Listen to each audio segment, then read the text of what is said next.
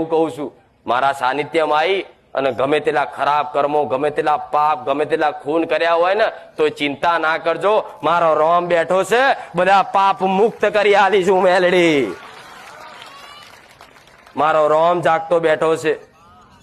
તમને એક વખત નાભીથી કદાચ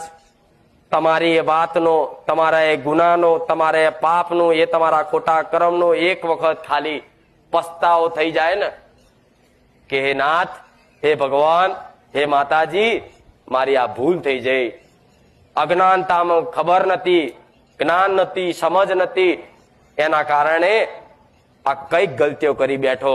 માંસ મટન ખાઈ લીધું, દારૂ પી લીધા, જગતમાં મારઝૂડ કરી લીધી ને હાકા લઈ લીધા, પણ હે માં હવે પછી આ કરવું નહીં, અને જે થયું એને માફ કરજે. જો હાચા હૃદયથી મારા રોમ જોડે કે મારા જેવી રોમવાળી